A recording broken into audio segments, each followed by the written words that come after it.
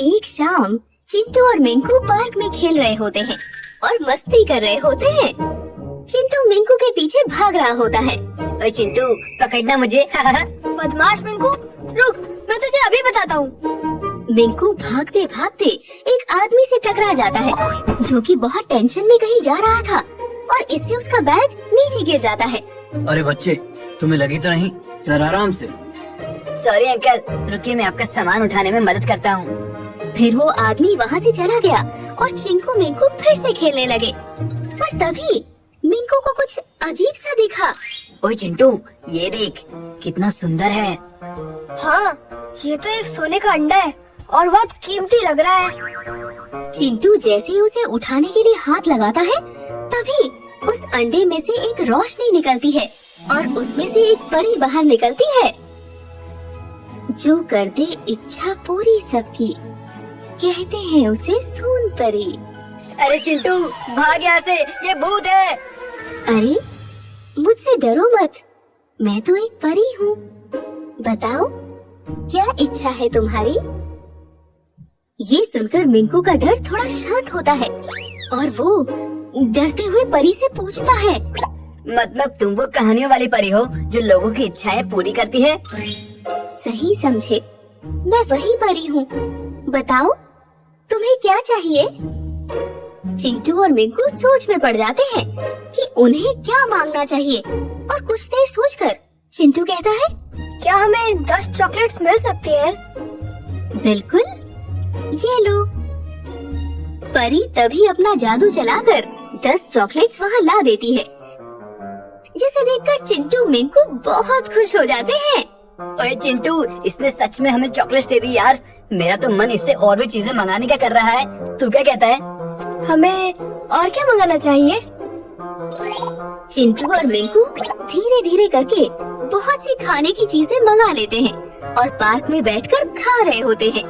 तभी परी बोलती है, मैं एक बात बताना तो आपको भूल ही गई कि आपने जो 29 विशेस मांगी थी उनके बदले आपको भी मुझे कुछ देना होगा। कोई बात नहीं परी जी, इसमें से थोड़ा खाना आप भी खा लो, मगर थोड़ा सा ही खाना।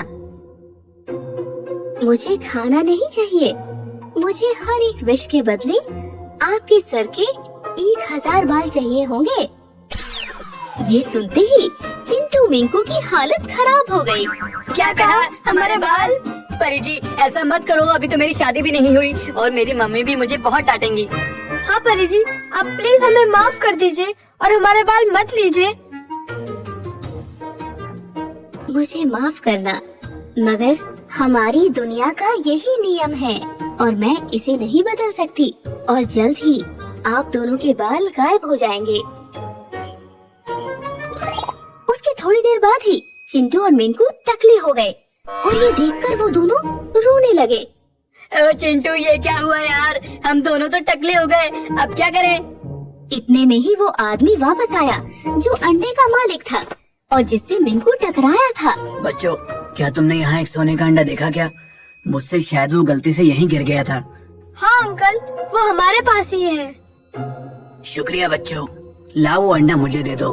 ये लो अंकल, आपका अंडा। ये तुम दोनों के बालों को क्या हुआ?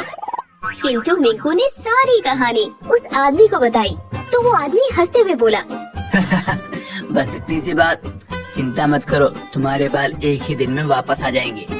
ये सुनकर चिंटू और मिंकू बहुत खुश हुए और खुश होते होते बोले, क्या कहा? सच में? थैंक्स अंकल, हम काफी डर गए थे। वेलकम बच्चों। झिलमिल सोसाइटी में उल्लास का माहौल था क्योंकि 2 दिन बाद होली आने वाली थी। सभी बच्चे बहुत खुश थे और मोहल्ले के सभी घरों में सजावट की तैयारियां चल रही थी। चिंटू मिंकू के घर में भी होली की तैयारियां चल रही थी और कुछ लोग मोहल्ले में होलिका दहन के लिए लकड़ियां इकट्ठी कर रहे थे। ये सब देखकर चिंटू अपनी मम्मी से पूछता है, मम्मी, हम हर साल होली क्यों मनाते हैं? चिंटू की मम्मी उसे खुश होते हुए कहती है, बेटा, होली का मतलब अच्छाई की बुराई पर जीत है और हमेशा अच्छाई ही आखिर में जीत जाती है। चिंटू उत्सुकता के साथ अपनी मम्मी से फिर से पूछता है, मम्मी, होली का मतलब अच्छाई की बुराई पे जीत कैसे होता है और इसके पीछे की क्या कहानी है? बेटा चलो मैं आज तुम्हें होली की कहानी सुनाती हूँ। बहुत समय पहले की बात है। एक राजा हुआ करता था जो कि कृष्ण भगवान को बिल्कुल भी पसंद नहीं करता था और उसका एक बेटा था प्रहलाद, जो कि कृष्ण भगवान का भक्त था। मगर उसके पिता को ये बात बिल्कुल भी पसंद नहीं थी कि उसका बेटा कृष्ण भगवान का भक्त है। तो उसने अपनी बहन होलिका की मदद से प्रहलाद को मारना चाहा। होलिका को एक वरदान मिला था कि वो आग से नहीं जलेगी, तो वो प्रहलाद को लेकर चिता पर बैठ जाती है। मगर क्योंकि प्रहलाद कृष्ण भगवान का भक्त था, तो उसे चिता में कुछ भी नहीं हुआ और होलिका उस चिता में जल गई। और इसीलिए हम होली दहन करते हैं और उसके अगले दिन सभी को रंग लगाते हैं और मिठाइयाँ भी बनाते हैं। मम्मी, ये कहानी तो बहुत ही मजेदार थी, मगर होलिका को तो वरदान मिला हुआ था ना, तो वो कैसे जल गई? बेटा, जैसे कि मैंने तुम्हें बताया कि अच्छाई हमेशा बुराई से जीत जाती है, तो उस समय भी होलिका ने अपने वरदान का गलत फायदा उठाना चाहा और प्रहलाद को मारना चाहा, इसीलिए वो खुद जल गई। मम्मी, अब मुझे भी पता चल गया है कि अच्छाई हमेशा बुराई से जीत जाती है और इसलिए मैं भी कभी किसी के साथ बुरा नहीं करूँगा। ये सुनकर चिंटू की मम्मी खुशी से कहती है, very good, I am proud of you बेटा। उसके बाद चिंटू बाहर अपने दोस्तों के साथ खेलने चला जाता है। अगली सुबह गली के सभी लोग जल्दी उठ जाते हैं क्योंकि आज होलिका दहन का दिन था और सभी लोग होलिका दहन की तैयारियां करने लगते हैं। शाम तक सब लोग लकड़ियां इकट्ठी करके एक जगह उनका ढेर बना लेते हैं और रात को सभी लोग मिलकर होलिका दहन करते हैं। उसके अगले दिन चिंटू सुबह जल्दी उठ जाता है और अपनी मम्मी को कहता है, good morning mummy, happy Holi. Chintu ने सुबह सुबह ही घर में बड़ों के पैर छूकर उनका आशीर्वाद लिया और सभी को होली विश की। उसके बाद चिंटू अपनी मम्मी को कहता है, मम्मी, अब मैं बाहर होली खेलने जा रहा हूँ, जल्दी से मेरे कलर्स दे दो। हाँ ये लो बेटा, मगर कुछ बातों का जरूर ध्यान रखना।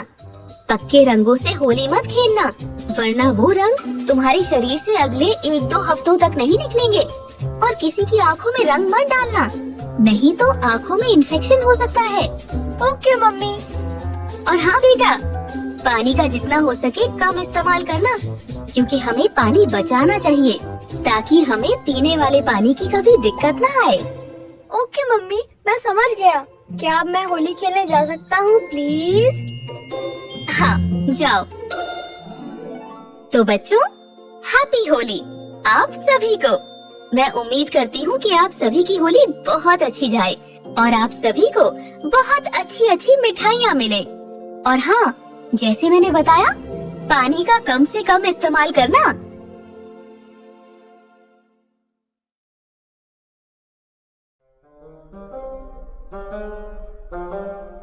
स्कूल के बाद चिंटू और मिंकू घर जा रहे होते हैं और चलते चलते चिंटू को रास्ते में कुछ नजर आता है। ओए मिंकू, वो देख, किसी ने अपनी पेंसिलियाँ गिरा दी है। हमें क्या, जिसकी होगी ले लेगा, चल घर चल। चिंटू को वो पेंसिल काफी सुंदर और स्पेशल लगी, तो चिंटू ने वो पेंसिल उठाकर अपने बैग में रख ली। तो मिंकू ने कहा, ओए चिंटू, ये क्या कर रहा है? मम्मी ने बोला है नीचे पड़ी चीजें नहीं उठाते। हाँ, पर ये पेंसिल कितनी सुंदर है, तो चलता है। उसके बाद चिंटू मिंकू अपने घर पहुंच जाते हैं। शाम को मिंकू चिंटू के घर खेलने जाता है। नमस्ते आंटी जी, चिंटू कहाँ है?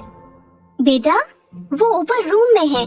जब से आया है एक पेंसिल के पीछे पड़ा हुआ है। ओके आंटी जी। जब मिंकू चिंटू के रूम में जाता है तो देखता है कि चिंटू उसी पेंसिल से कुछ ड्रॉ कर रहा होता है। ओए चिंटू, कब तक इस पेंसिल के पीछे पड़ा रहेगा? चल आजा, कुछ गेम खेलते हैं। रुक रुक, देख मिंकू, इस पेंसिल से मैंने कितना सुंदर केक बनाया है। हाँ हाँ, चल ठीक है, अब कुछ गेम खेलते हैं। उसके बाद चिंटू और मिंकू वीडियो गेम से खेलने लगते हैं। कुछ देर बाद उस पेंसिल में से एक रोशनी निकलती है, जिस पर चिंटू मिंकू का ध्यान नहीं जाता। थोड़ी देर पहले जहाँ चिंटू ने केक ड्रॉ किया था वहाँ एक सचमुच का केक आ गया।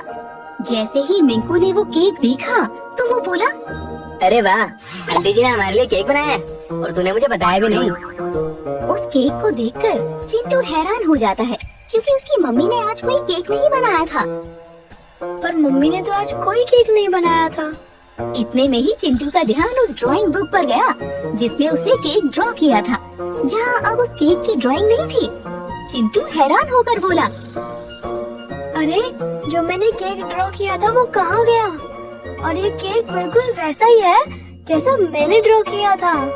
चिंटू कुछ सोचता है और फिर से अपनी ड्राइंग बुक पर उस पेंसिल से साइकिल ड्रॉ करता है और तभी उस पेंसिल में से फिर से रोशनी निकलती है और वहाँ एक सचमुच की साइकिल आ जाती है। चिंटू और मिंकू बस हैरान होकर ये सब देख रहे थे और तभी चिंटू बोला, ये तो मैजिक पेंसिल है, मैंने इसके बारे में सुना था। इससे जो भी बना वो सच हो जाता है।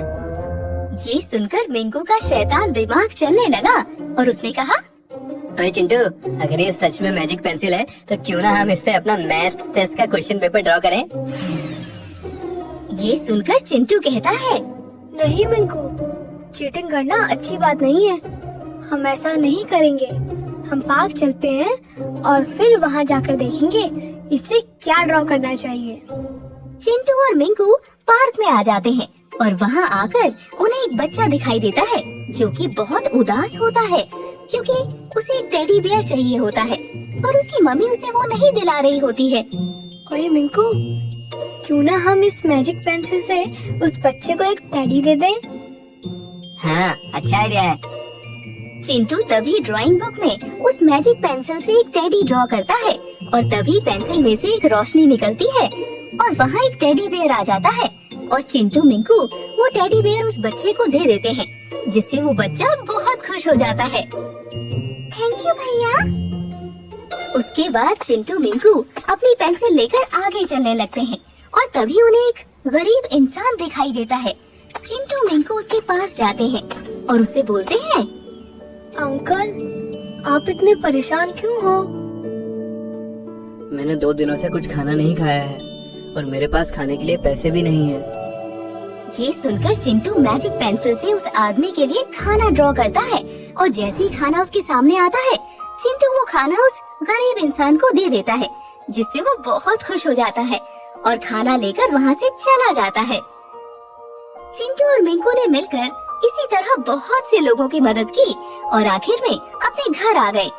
उन्होंने देखा कि पेंसिल बहुत छोटी हो गई थी और अब उससे कुछ और ड्रॉ नहीं कर सकते थे। तो मिंकू ने कहा, अरे चिंटू, हमने सबकी मदद करने के चक्कर में अपने लिए तो कुछ ड्रॉ ही नहीं किया।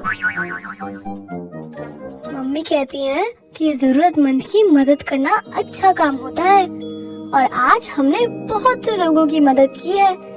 हमें जो भी चाहिए होता है हम अपने मम्मी पापा से मांग सकते हैं, पर सब लोग इतने लकी नहीं होते, तो इसलिए हमने आज बहुत अच्छा काम किया है।